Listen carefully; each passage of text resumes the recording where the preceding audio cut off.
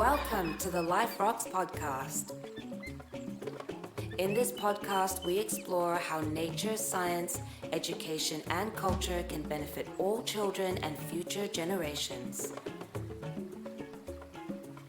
This is a show for educators, parents, mentors, and anyone interested in making the lives of our children, families, and communities better. So sit back, take a breath, and enjoy the show. And now for your host, Asher Cloran.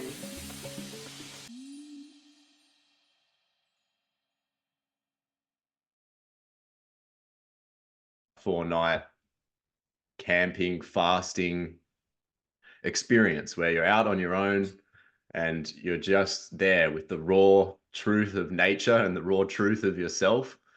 And literally before the camp had even started, we serendipitously got jammed into a four-wheel drive together. I think it was actually your car. Yeah, And it was Cosmo. There you go. Also from the channel. Yeah, Cosmo's made an appearance on the episodes, and I was delighted to be invited into Cosmo for the journey out to camp. And as you do, got talking straight away, and Jabba was like, yeah, I'm at a turning point and I've just wrapped up doing some videography work and that went really well, and some other artist work doing photography with birds, and that's really filled my cup. But now I'm feeling like working with children and using, the elements of nature, something to do with nature, something to do with children. And I was like, yeah, this is my guy. Let's chat. Let's talk about all things nature, childhood, and Life Rocks. So that was the birth of Life Rocks Kids YouTube channel.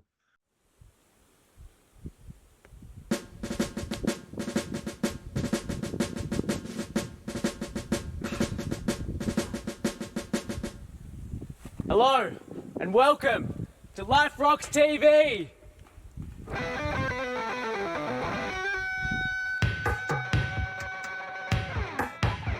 So Jabba, I really want to hear from you how that awareness dawned in you that you wanted to A, work with children, and B, use nature as a medium of expressing that way of helping children be more connected to the world. How did that dawn upon you?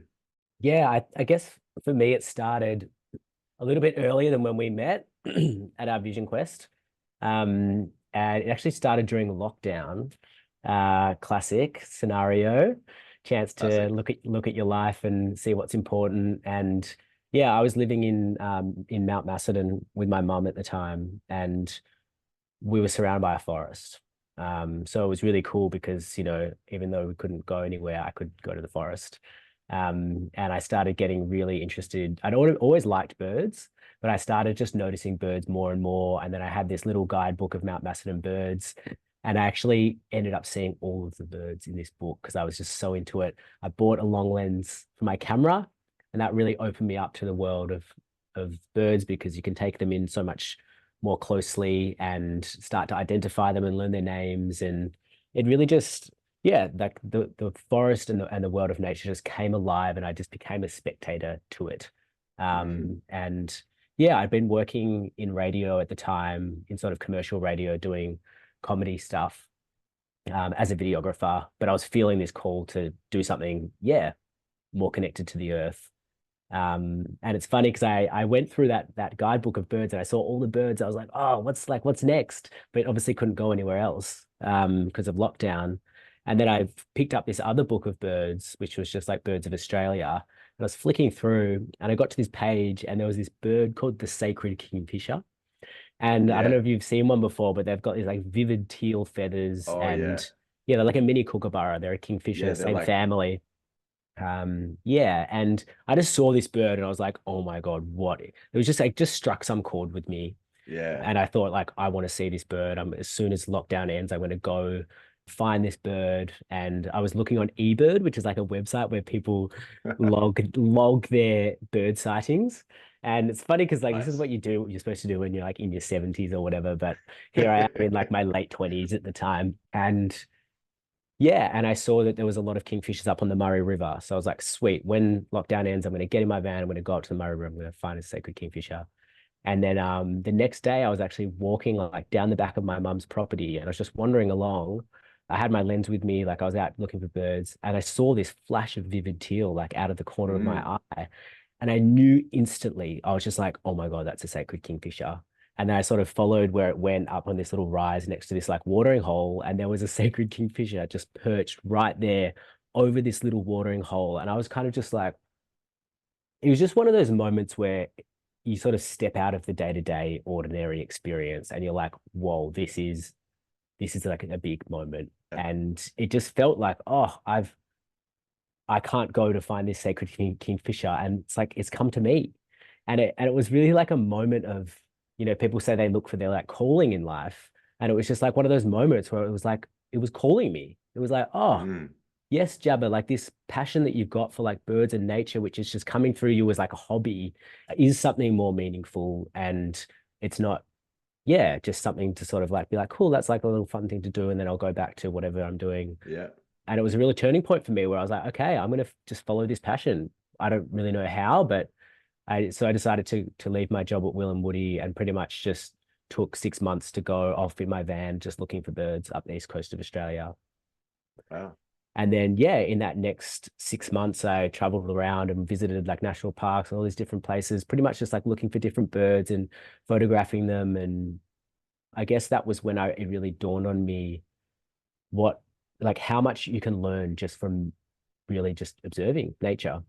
And especially with something like bird watching or bird photography is you're so still and silent and observant.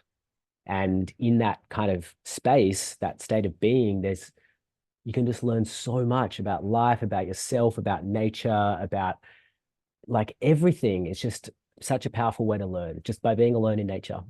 Um, That's so and awesome. I love that. I've heard this story a couple of times that birds are kind of like a gateway drug into nature. You might mm, not be completely obsessed about nature yet, but suddenly the birds hit you and the bird language and looking for the birds. And that's what leads people in, is where for other people it might be trees, or for other people it might be rocks or dinosaurs. Like there's something for everyone that is curious enough to lead us in. And for you, it was birds. yeah, totally. So yeah, keep going. Where did the path keep leading? So yeah, by this point, I was so connected to these birds that I was seeing. There were so many birds I'd seen multiple times, and yeah, I started to just sort of associate different lessons with each bird, based on either when they sort Okay. of showed up on my journey, or like just observing their behavior and how they. Yeah. It might be how they hunt, how the heron stands really still and sort of like waits for Mm. things to come to it, or how they work in community and like watching the white-winged choughs when a fledgling learns to fly, all the adult choughs like fly underneath the branches, like constantly, like making this like safety net in case the Right. bird falls, then it will like break its fall. So you can learn about community, there's just so many lessons that can come through just from observing wild animals and observing nature, and then also observing the relationship between, yeah, all the different birds and agents within an ecosystem.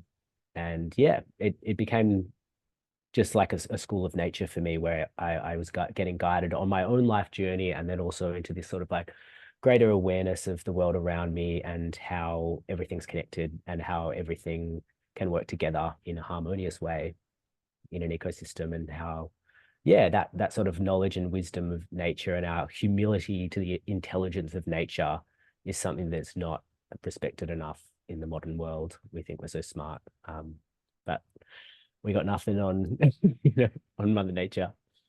So So true. yeah, that sort of culminated in, then when I got home, I did this art exhibition of the birds that I'd photographed, along with all the lessons that I'd learned from each bird. And I Yep. sort of put that into this deck of cards as well, which was a deck of kind of like in the style of an oracle deck, where all the birds I'd photographed, and then all the lessons that I'd learned from each bird, and the story of photographing that bird and what I'd observed from it. I can Um, attest yeah. to those cards being very, very cool, in the sense that you can tell that each story has come from a lived experience. Each story is a truly unique story. It's not reminiscent of the tarot decks where it's, maybe that information's been trotted out a fair few times now of like, what's the spiritual meaning of a rabbit and what's the spiritual meaning of a deer? It's kind of, it's been done a lot before, but Jabba's bird deck was a really authentic example of someone who's like been out there connecting to nature and come up with their own story. And I felt like it was a really genuine thing, and I can see the essence of those characters in the birds that you've represented, especially like the rainbow lorikeets and the galahs and the cockatoo cards. I had a good laugh about a few of those. Yeah, and as you said, like that, it's cool that it came through for you, that everything felt like it had had a lived experience, and like it had. And it's just that like learning by experience is so powerful. And then educating via story is so powerful as well. Yeah. And that's so different to the modern world of a textbook, and you're learning from a textbook about trees instead of actually going outside and experiencing what a tree is before you go and learn about it. Yeah. And have you make your own impression of something and your own experience of something before then finding out more.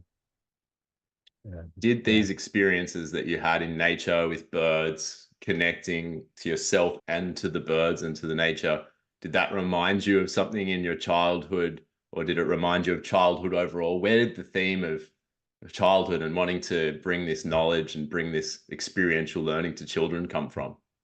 Yeah, so I guess the kids thing really came about because I did my exhibition with the birds, and then like sort of did that to my community of adults. And then Like in an art gallery, you had in an art gallery, brought Yeah. people in, shared the message of nature, and then and then it was like, okay, well, what's next? And I guess the childlike sense of wonder that I found in bird watching was huge, because it was like being a kid again. It's like, oh my God, you're looking for these new things. And then getting a photograph of that bird is kind of like getting the Pokemon card of something. You're like, collecting, collecting. Yeah. And that's something that was ultimately, really childlike and playful. And it's amazing that often the things that we actually love doing when we're a child give these huge clues to what our purpose in life is. But often we get taken off in some different direction.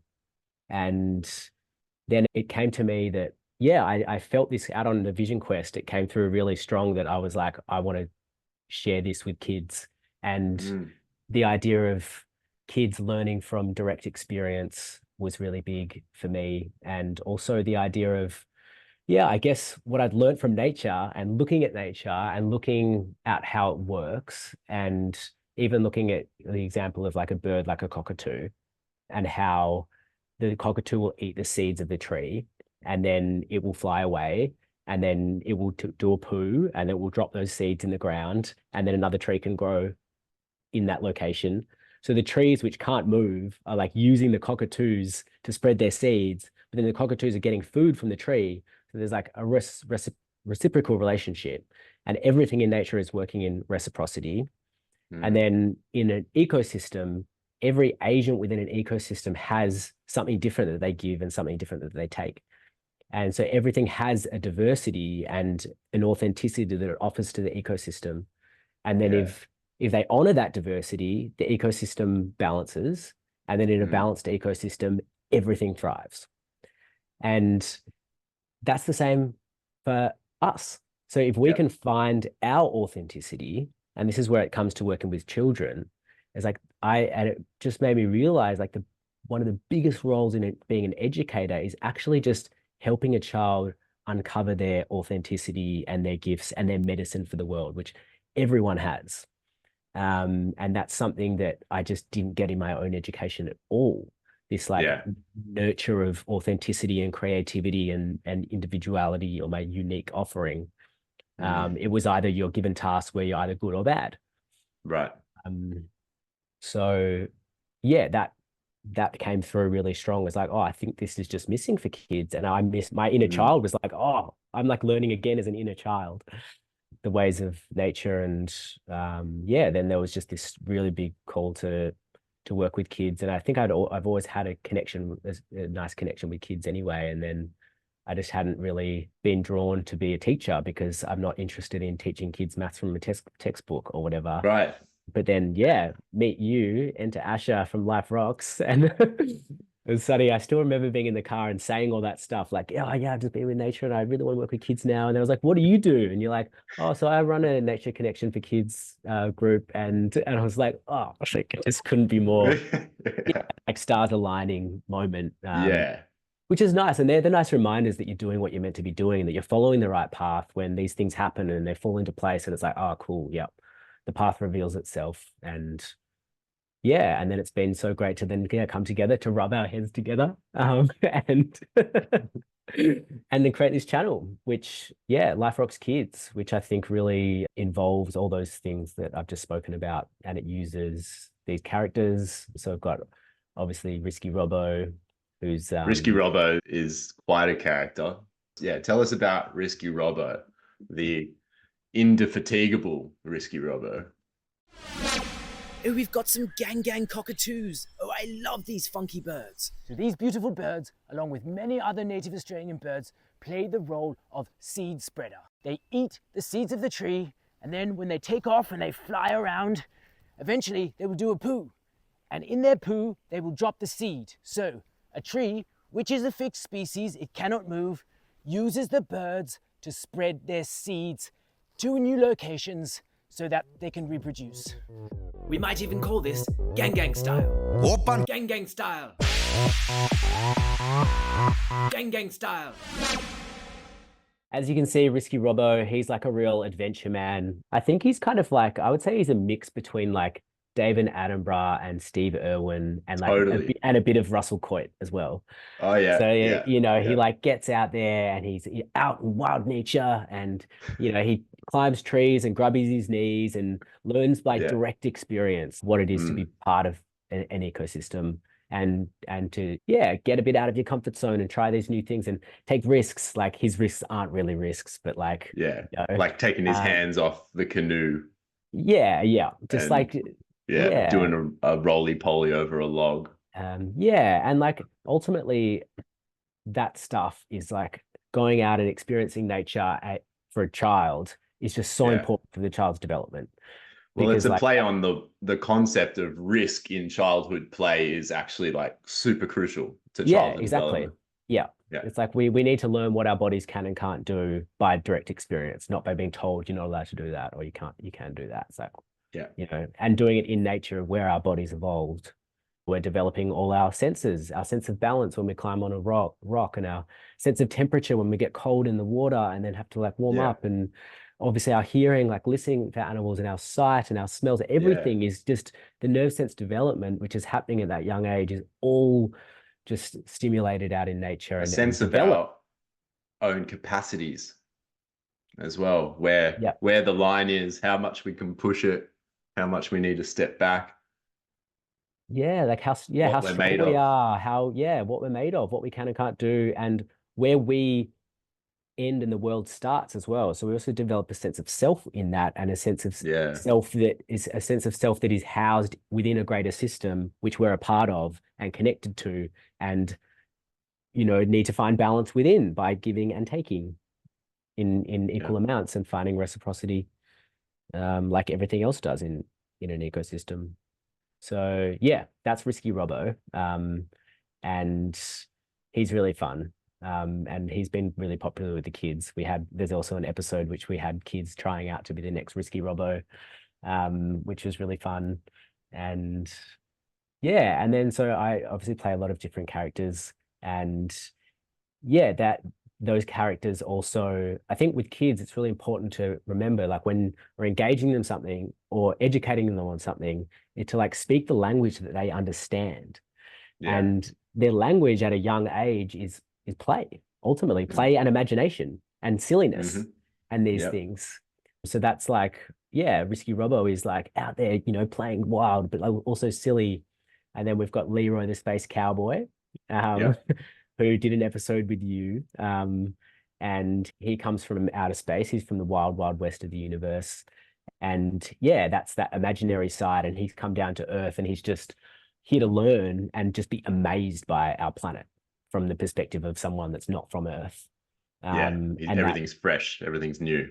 everything's fresh, and everything, is just totally amazing. When Yeah, you look at it from a different perspective, all of a sudden, like even the example of like looking at a mandarin, and it's like this food that comes in this like perfectly sustainable packet, like yeah, already housed in this packet, and then you open it up and it's like pre-sliced by nature into these perfect bite-sized pieces. And it's yeah. like things like that that Leroy can just come down and be like, well, and then, and then he could also sort of play on the idea that it's like, why would we ever put that in a plastic bag when it already comes in a Mm. biodegradable, sustainable packet? And you can point out almost like the silliness and the foolishness of humans as well from the perspective of a space cowboy. Yeah, totally. And I think these characters, and we'll keep going on what the other characters are as well, but they really encapsulate elements of teaching that are important, elements of like the personality of children that are evolving, and also that reminding that if we are to guide children or we're to be their teachers, or even as a parent, a bit of this silliness, a bit of the caricature can bring things to life, and embodying some of those same elements like curiosity and awe, and like, oh, mum, what's that? Oh, it's just a tree. Or, oh, mum, what's Mm-hmm. that? Oh, wow, what is it? It's like, the biggest tree we've ever seen. Or it's, check out how the bark looks. And like just that little bit of curiosity, and reminding ourselves to engage with the curious parts of life, with the imagination, and not just go around labeling everything, and in that really adult frame of mind of like, this is the world the way it is, I've been taught. And I think these characters are just great examples of Mm-hmm. how even as teachers and as parents we can slowly shift our tools of interacting with children towards a bit more play, a bit more fun. Yeah. No, it's a really, really good point that you make, and I hope that these episodes are good for parents as well to see, and then get reminded as well of like, oh yeah, it is like the moon is totally bonkers when it's up in the sky, and like like when they're around kids to remember to actually be like engaged in the world around them, because kids are just learning. Yeah, I mean they're learning so much by imitation at a young age, and and imagination and story, and in the younger years in particular, and the stories that we should be telling kids, it's like that everything is alive. The moon Mm, is alive, a flower is alive, and talking, and it's a character in these books, and like keeping that aliveness and animacy in the world mm, um, is huge. And that's something that really came through on the vision quest that we did. When you go out there and you sit by yourself for 4 days and 4 nights in one spot, and you don't move, and you mm. just observe. And when you get there, it's just like, oh yeah, cool. Like, there's like some trees, and there's like some dirt, and like a couple of bushes and stuff. But by the end of it, everything is just so You're alive. talking to the march flies, you're Like arguing with the bark, and you're, you're yelling you're at the sun. And you're in conversation, and you see the animacy in everything, and you see the soul in everything, and that everything has something to share. And the March flies, like I learnt lessons from the March flies out there, because like they were just all over me, and like I was like, so at first I was sort of swatting them, and then I was like, no, I don't want to kill. I don't want to like kill Mm, nature. So I'm just going to leave them. And I sort of eventually realized that if you give them two, like if you swat them away and they come back and you give them another good swat and kind of knock them, then they'll leave you alone. So then mm, the rest of the time I was sort of managing them like that. And then on the last day, I went to swat one and I accidentally killed it. And I was like, yeah. oh no, I've just killed this like large fly. And it was like down on the ground. And I sort of looked away. And I was like, for a minute, it was literally like a couple of minutes. And I was just feeling like, yeah, really bad about killing this March fly. And then I looked down, and 2 minutes later, there was like 30 ants, and they were Yeah. like all over this March fly, and they were like taking it away. And it was just this Yeah. like, no, like that's the life death cycle. It's like everything is regenerating in that way. And you just get reminded of like death being this essential part of regenerative systems, and essential part of life.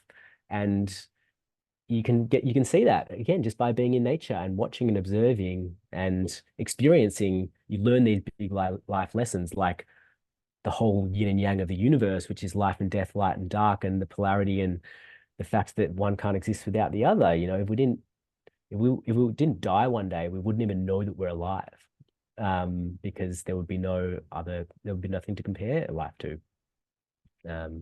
So yeah, there's So big lessons right. come through in nature, for sure.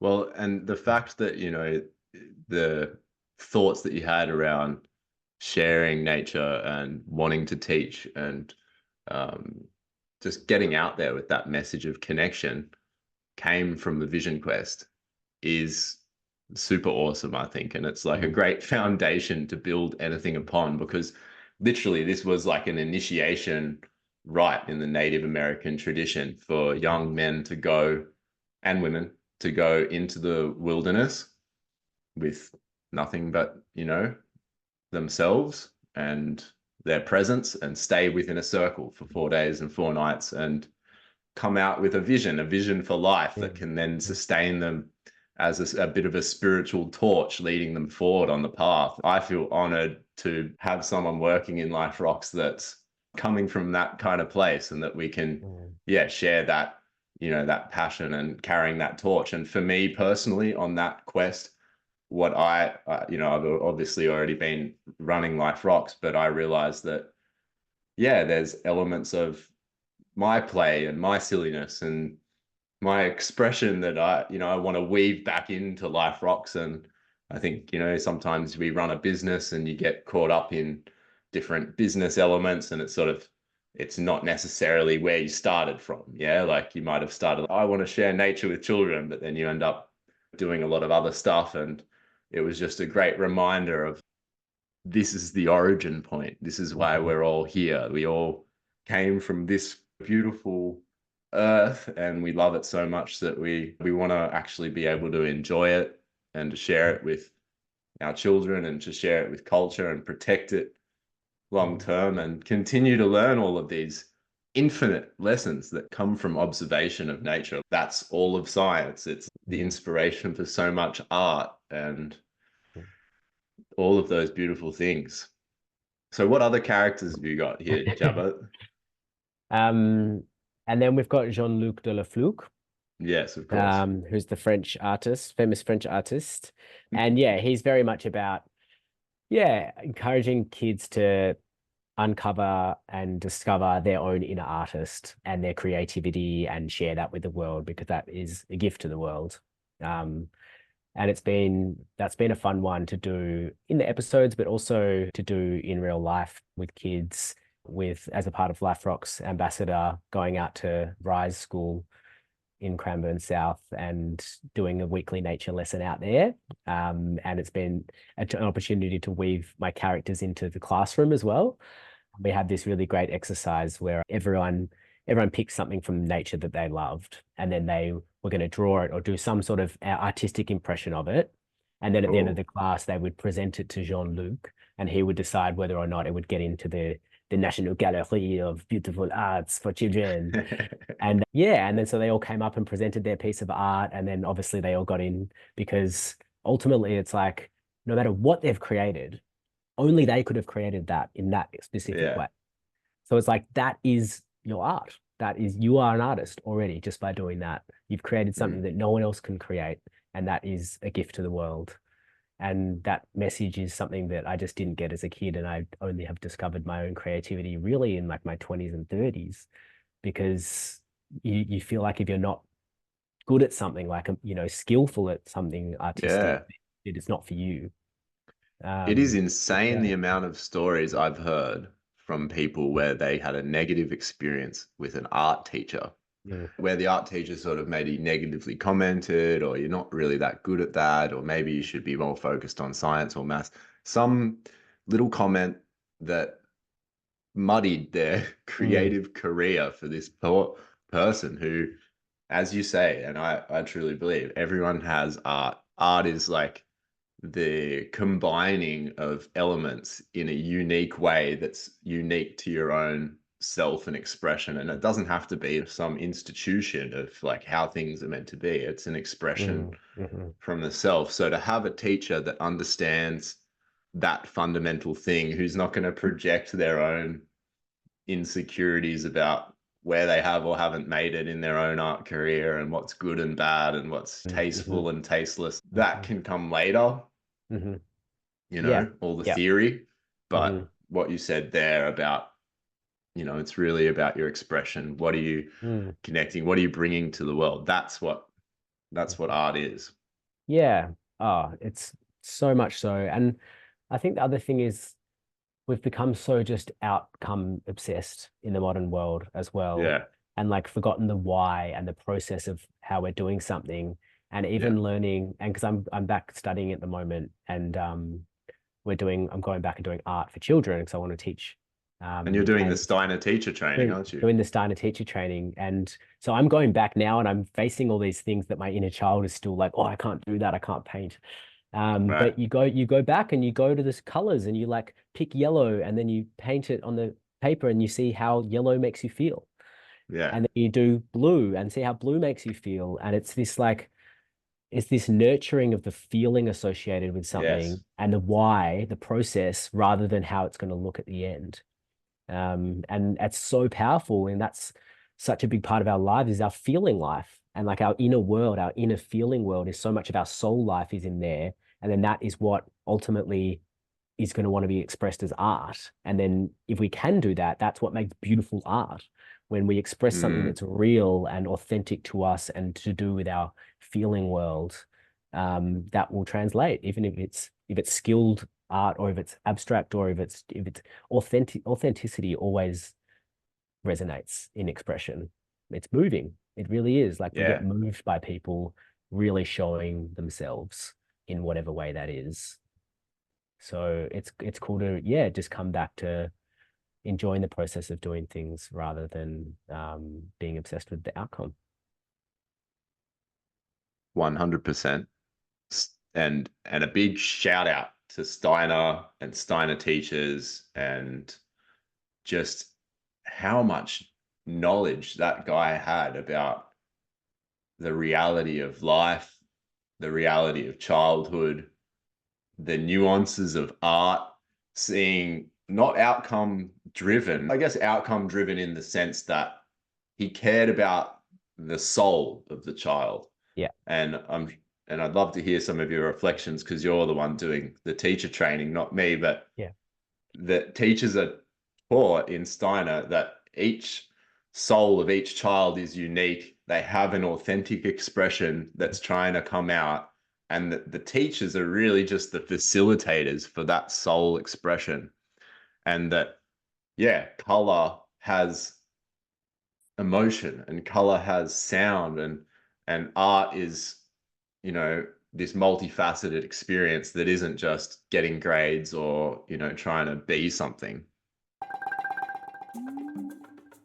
Now, for those of you who don't know, Life Rocks is not just a podcast. It is an education foundation centered around connecting children to the magic of nature through earth sciences.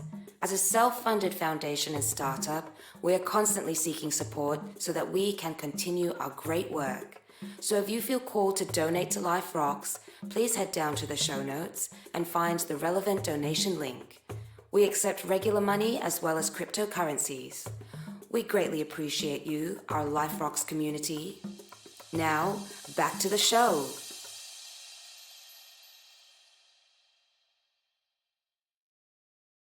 Can you share some of the insights that have been coming to you from, your Steiner teacher training? Yeah, sure. It's been so amazing. It's been a really great inward journey, just doing these things again. And just like going back to that, connecting with the why you're doing something. Like everything we do, it has a depth of meaning to it. And like broadly, anything you do in a Steiner school or in Steiner education is designed to either develop the thinking, the feeling, or the willing of a child. And because that's a more broad understanding of the human experience that we have here, is that like, okay, are we developing a child's capacity to think like for themselves? Right. Not be like shown how to memorize something, but actually to be like reward thinking rather than a right answer. Yeah. And to have your own thoughts and to disagree and agree with things, and that capacity for thinking is so important. And then the feeling, the inner life, like what yellow does to you when you see it on the page, and how Yeah. things make you feel and how others feel. And like that knowledge of our inner feeling world is so important for a grounded human. And then the willing, so our willingness to the inner energy that comes from that comes from within, that makes us do things. And that's why things like, it's interesting, topics of discussion in the education space are things like that they do at Steiner, like craft, for example, when it's like, well, kids don't need to know how to sew their own clothes. Like, why would they ever need to know how to sew? Or, but it's not about that. It's a will exercise. So it's like, cool. And I experienced this myself. It's like, we're doing craft lessons and the teacher's like, cool, we're going to make this. And it's like this bag that you keep your sewing kit. And I was like, I can't do that. But then you start doing it and you get shown how to do a stitch, and then you get shown another type of stitch. And then if you sit there and you do it one stitch at a time, eventually you can create this whole thing. And then you get to the end, you're like, I did that. And then That's right. The will exercise. It's developing your will to be able to do things. And so that's such I an still have thing. crocheted pencil cases that I made at Steiner, and a pillow with like a demonic snail that I made, and these like big bug-eyed. So I've still got this little Amazing. pillow I made.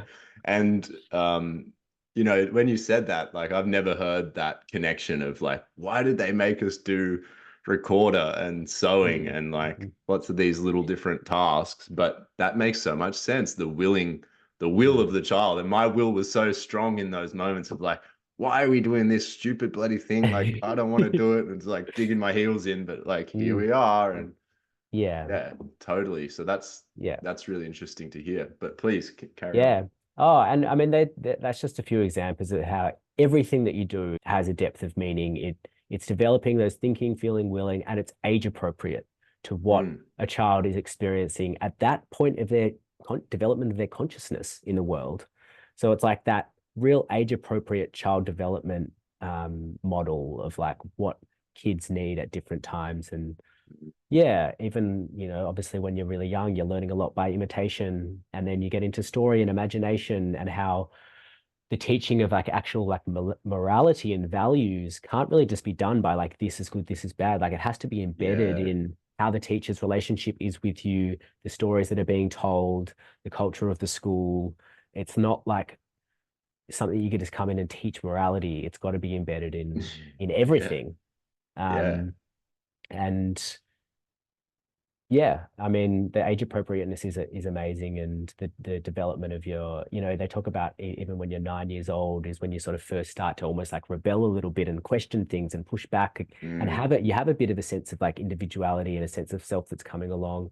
And you can even experience things like looking at your parents and being like, I'm nothing like my parents. Am I adopted?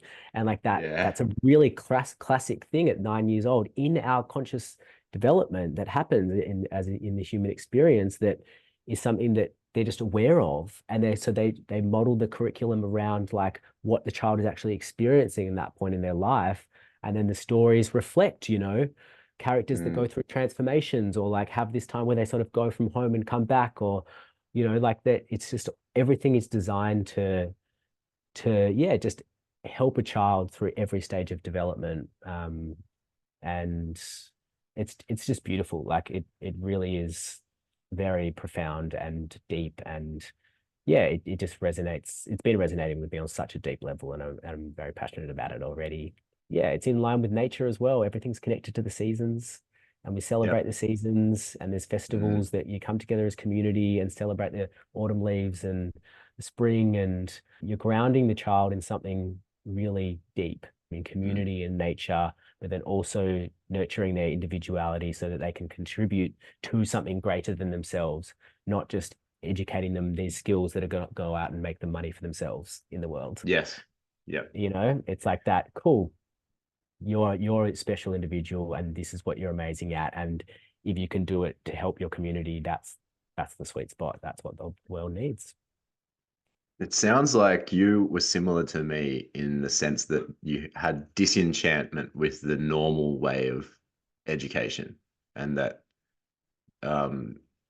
in those systems, in the public system, or I'm not exactly sure what high schools and stuff you went to, but I found that in the public system or even in the Catholic system,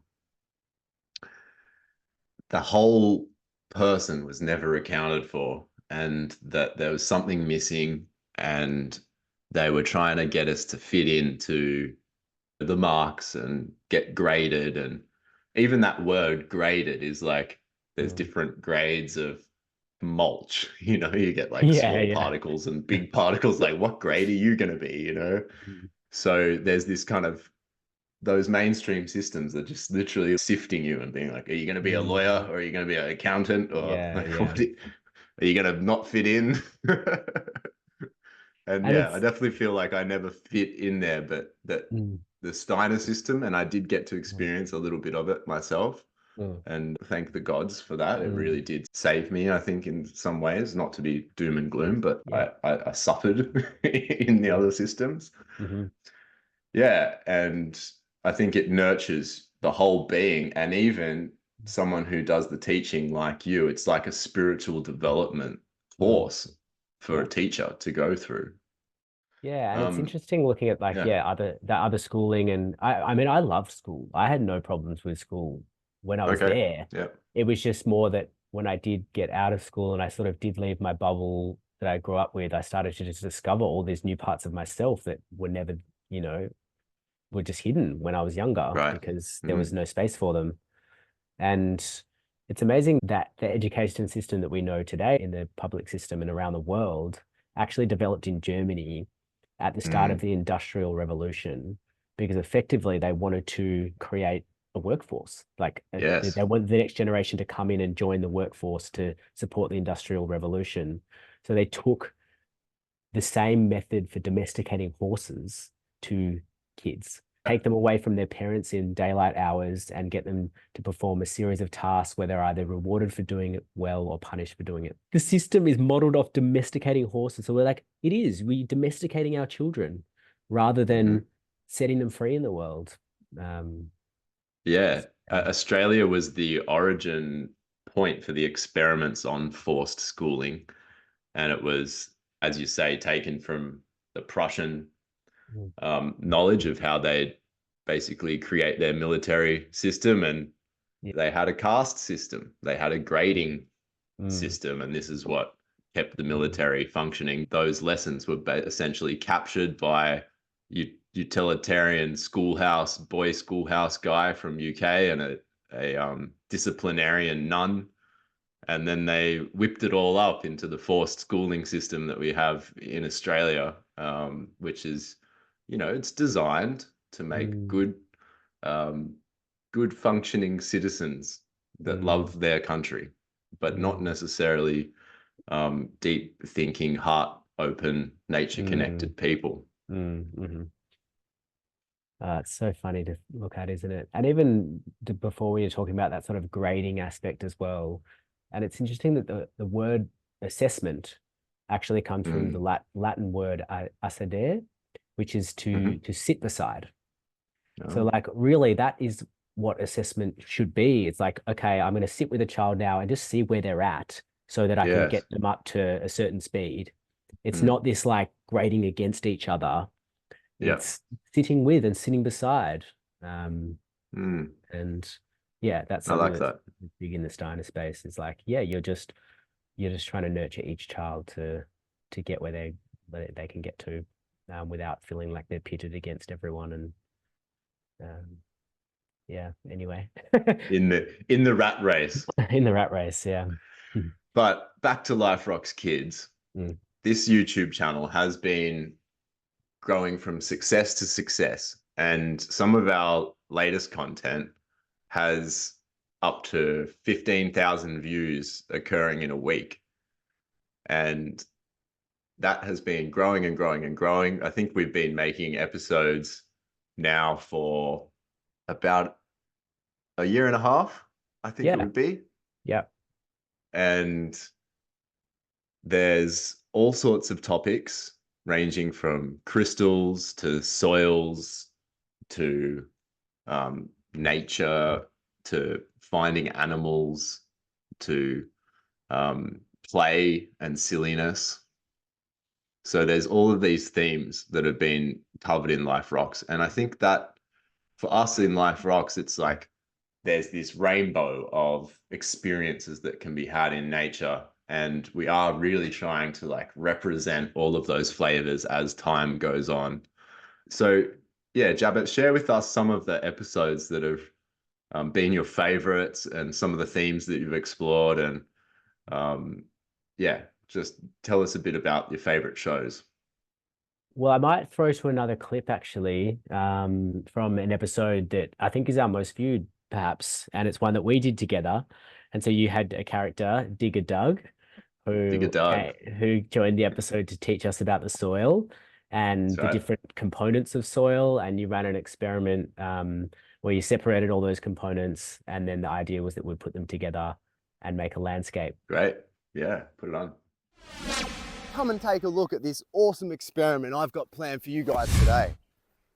Now, these are all of the soil components that create the landscapes as we know them, and we're going to bring them all together into a miniature landscape.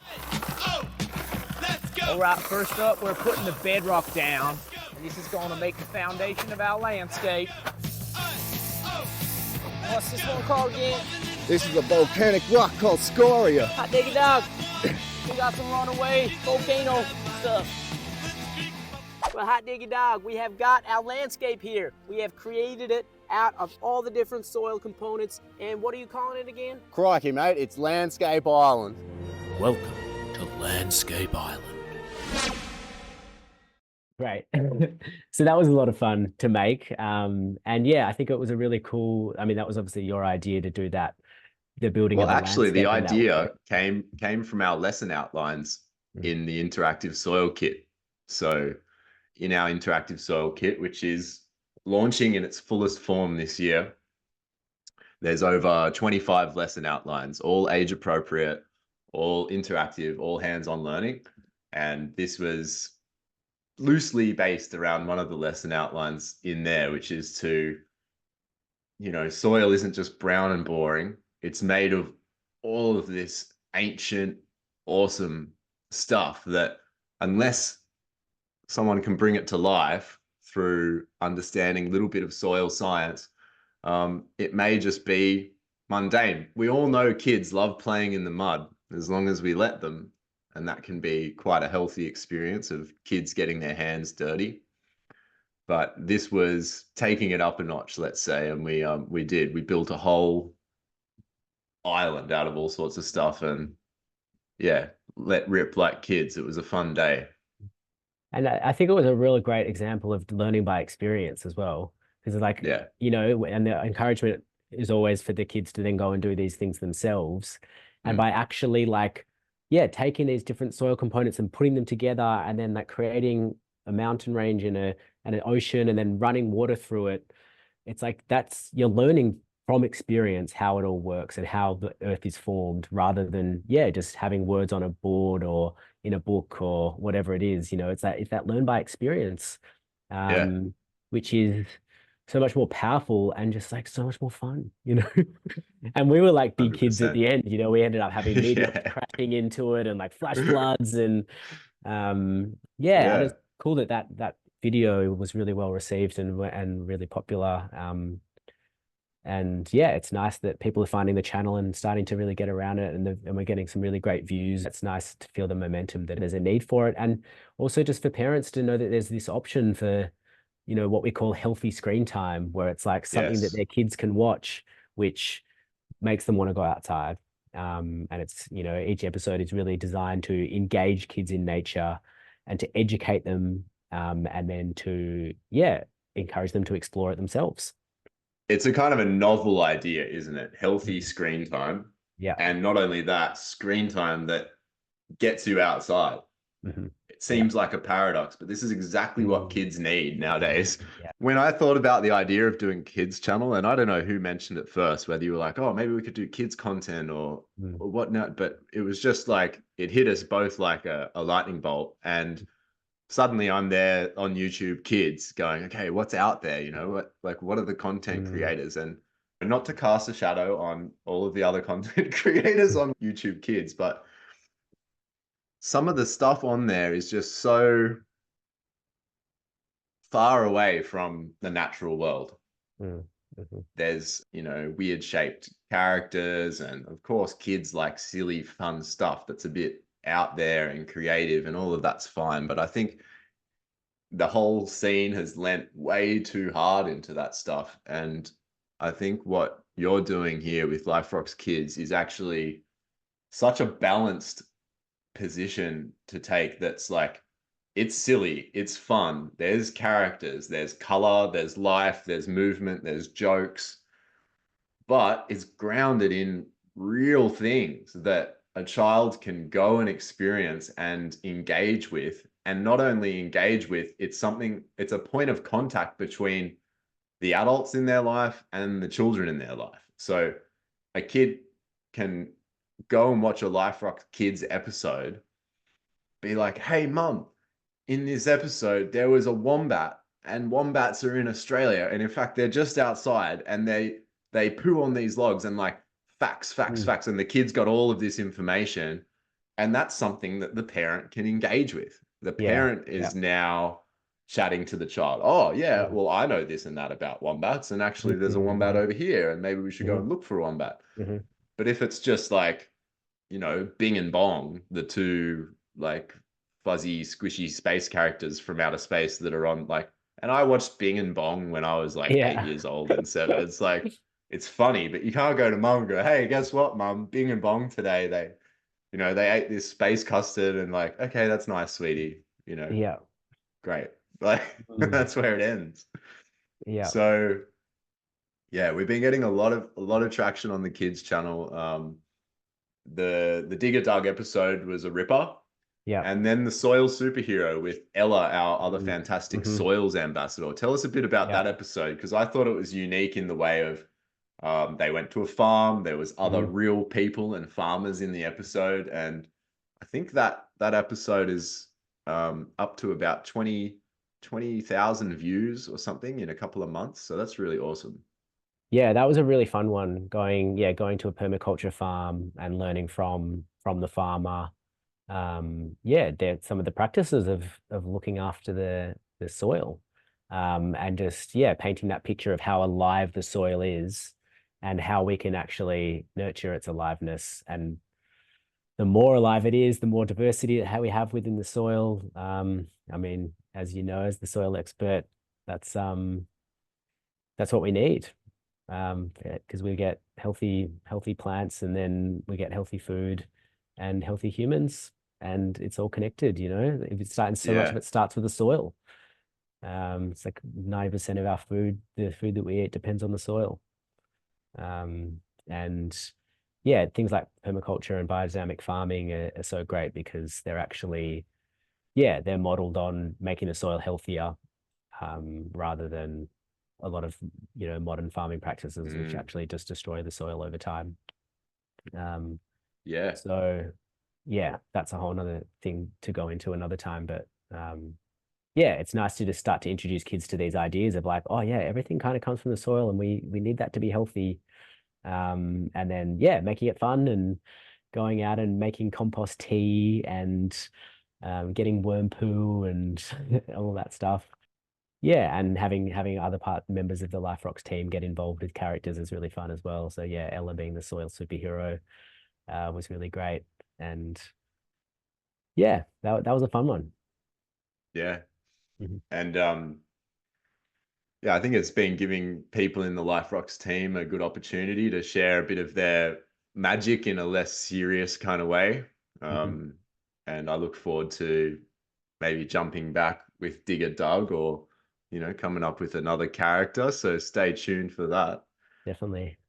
So Jabba, tell us about some of the impact and the reactions and the experiences that you've seen children having around the podcast. I know we did some teaching at Rise, and shout out to everyone at Rise.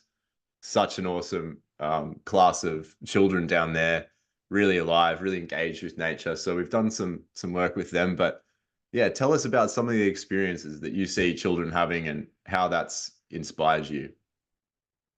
That school was really inspiring, for sure, just seeing how much they picked up everything. And we did some really fun stuff out there with them as well. Yeah, as I said, like in character, went out as Risky Robbo one day and went off and hid in the trees, and the kids had to come and find me.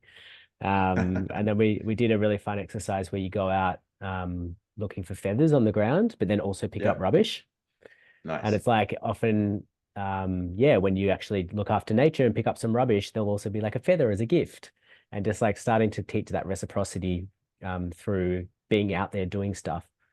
And then we had another really great episode with my nephews and nieces a couple months ago, which I actually went to their house in an urban environment, and they shared with me their ways of caring for nature in the city.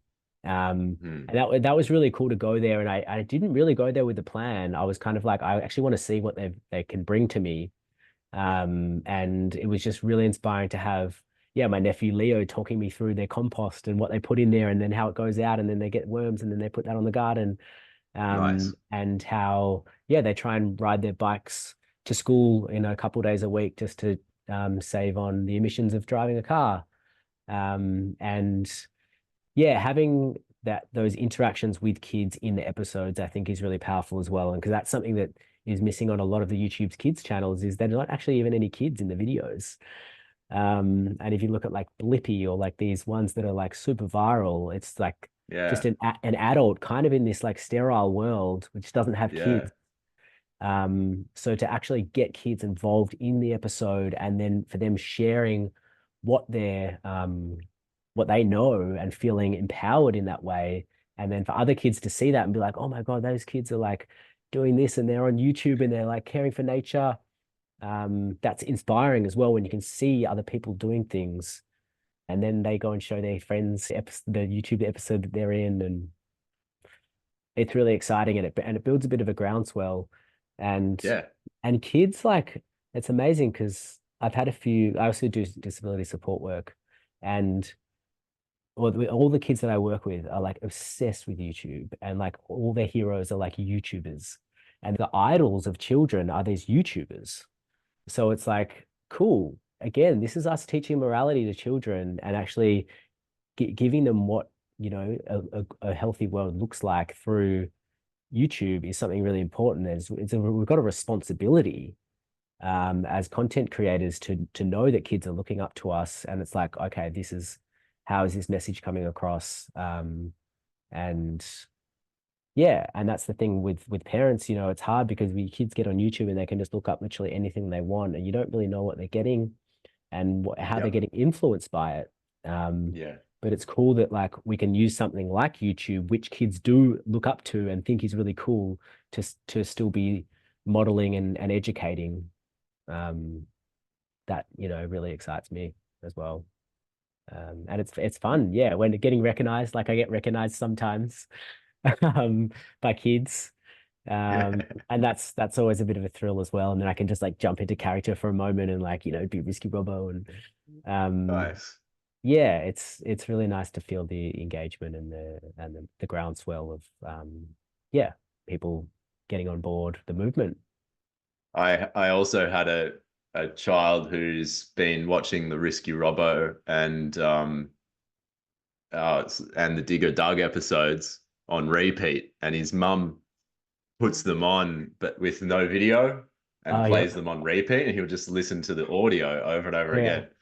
And so I went around for dinner with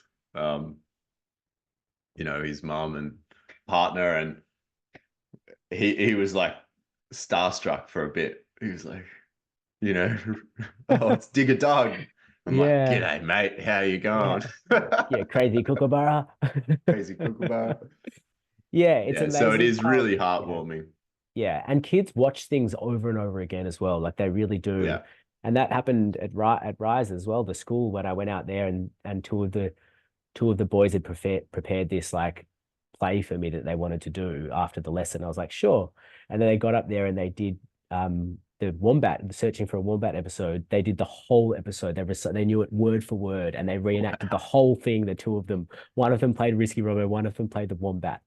And it's like, so again, it just makes it's just worth considering so deeply what we're putting out there, because kids are absorbing it and watching it literally on repeat. So it's like, what an opportunity to get, really instill beautiful things. And how also on the other side, risky it is if you're just creating something without awareness, how that's actually being like the impressionability of that on children. And like I can hands down say that what you have produced with LifeRock's Kids is some of the best, healthiest, highest quality content on YouTube for kids. And any parent can be satisfied by putting their child in front of LifeRock's Kids and knowing that they're going to have a great experience. They're going to have great memories. They're going to be stimulated to learn. There's so much good and loving and happy information in there. And there's so much stuff out there that I just would not allow my child to be in front of. So much absolute garbage. And I'm really, really, really proud of what you've created with LifeRock's Kids. And yeah, can say all of that with 100% confidence. Oh, thank you, brother. It's been an absolute pleasure. And yeah, the sense of pride goes right back to you as well with everything you created with LifeRock's, and getting me involved has been awesome for me. Yeah, being able to live my passion and share my medicine with the world in this way has been, really special. So thank you, my boy. Yes, brother. Yeah, and we are going to keep on rocking. Yeah. We're going to keep on bringing you rocking new kids content and content for adults that engages all of the dimensions of what is a human, why are we developing, what do we need to do for childhood, for families, for teachers, for nature. And these are really who we serve at Life Rocks, and we will continue to do so.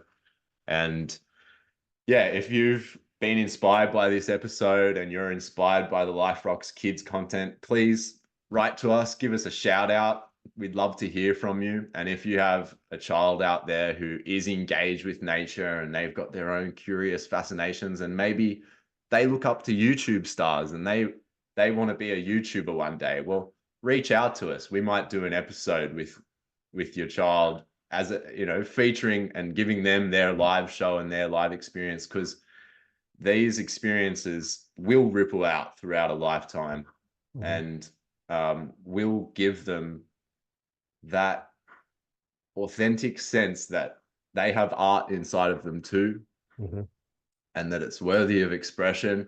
And Jabba is so good at being able to capture all of that and make everyone around him feel really special. So if you haven't checked out Life Rocks Kids TV, head over to YouTube, point it to people in your life that maybe they've got kids and they're out there watching this or that, and it's a bit,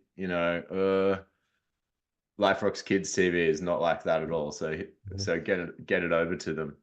Jabba, I ask everyone at the end of each podcast, what is your wish for the future generations? If you could bequeath the future generations something, what would it be?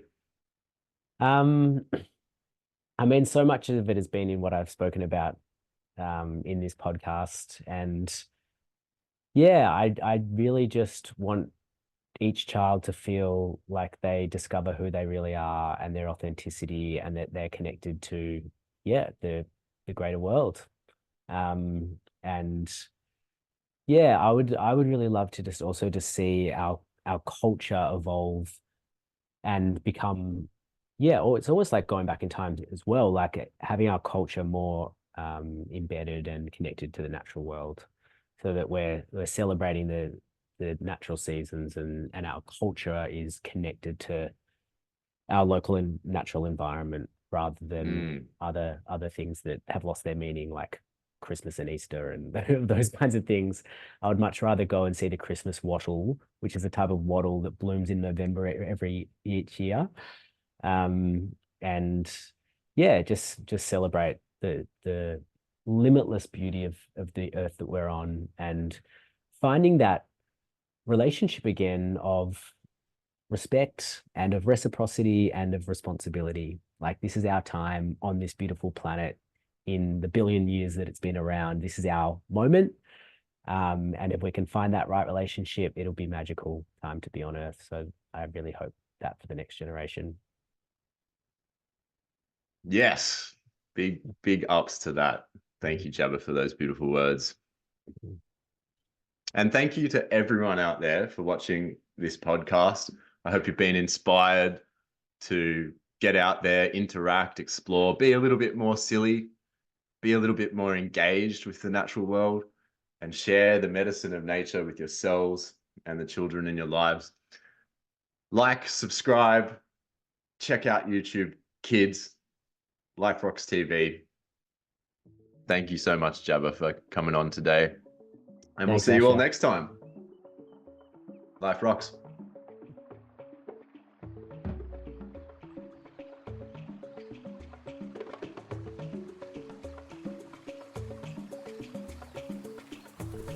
Thank you so much for listening to the Life Rocks podcast. If you enjoyed the show, then leave us a review. We'll be back soon with more inspiring content, and in the meantime, remember, life rocks.